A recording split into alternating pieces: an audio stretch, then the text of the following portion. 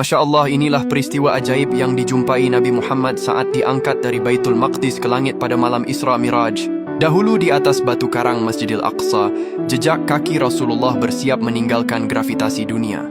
Jika perjalanan dari Mekkah ke Palestina adalah tentang menembus jarak bumi, maka perjalanan dari Baitul Maqdis menuju Sidratul Muntaha adalah tentang menembus dimensi malaikat. Dahulu setelah memimpin sholat berjamaah bersama seluruh ruh para nabi di Baitul Maqdis, Rasulullah tidak naik menggunakan kendaraan biasa.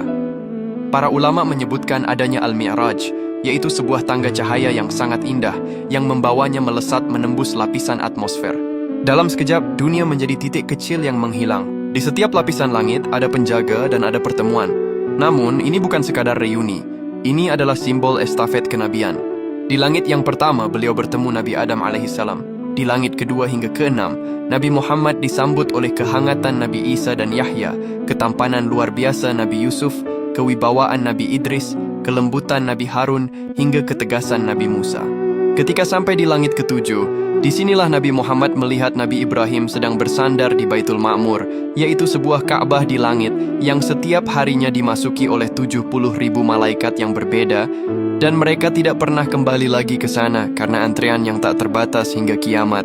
Perjalanan ini bukan sekadar pertemuan antar nabi. Allah Subhanahu wa Ta'ala lantas mulai menyingkap tirai masa depan untuk diperlihatkan kepada Rasulullah. Beliau lantas dibawa menyaksikan pemandangan surga yang menakjubkan, mencium aroma yang lebih harum dari kesturi, melihat sungai Al-Kautsar yang tepiannya dari mutiara berongga, serta istana-istana megah yang disediakan bagi mereka yang hatinya terpaut pada kebaikan. Namun di tengah keindahan itu, suasana kemudian berubah menjadi mencekam saat Allah menampakkan pemandangan neraka sebagai peringatan bagi umat manusia. Rasulullah melihat dengan mata kepala sendiri bagaimana pedihnya balasan dan azab pedih bagi para pendosa. Pemandangan ini bukanlah untuk menakut-nakuti, melainkan sebuah pesan kasih sayang dari langit agar manusia di bumi tidak tersesat dalam kerugian yang abadi.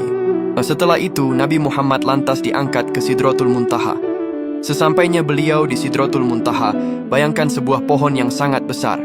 Akarnya ada di langit ke-6, puncaknya menjulang hingga langit ke-7. Daunnya selebar telinga gajah, buahnya sebesar tempayan. Namun saat itu, pohon ini berubah. Ia diselimuti oleh cahaya yang tak bisa dilukiskan dengan kata-kata. Emas, permata, dan warna-warna yang belum pernah ada di spektrum mata manusia tumpah di sana.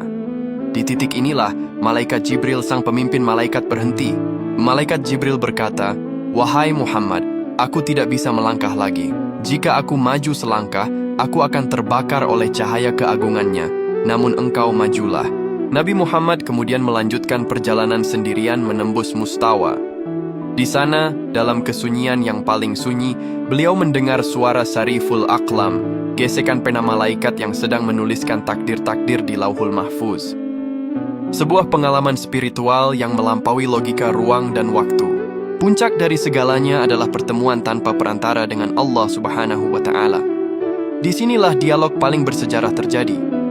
Bukan tentang harta atau kekuasaan, melainkan tentang perintah kewajiban sholat.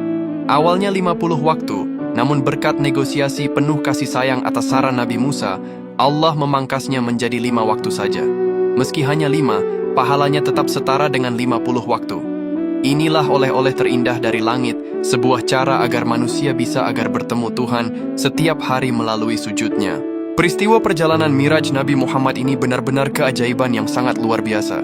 Ketika fajar hampir menyingsing, Nabi Muhammad kemudian mulai kembali ke bumi. Ajaibnya, tempat tidurnya masih hangat, menunjukkan betapa singkatnya waktu dunia, namun betapa dahsyatnya perjalanan ruhani tersebut. Kisah Mi'raj bukan sekadar perjalanan antariksa. Ia adalah pesan bahwa bagi seorang mukmin tidak ada batasan yang tak bisa ditembus selama ia memiliki iman. Jika bumi terasa sempit oleh beban hidup, ingatlah bahwa ada langit yang selalu terbuka untuk pengaduanmu. Maha suci Allah atas segala kuasanya. Allahumma salli ala Sayyidina Muhammad.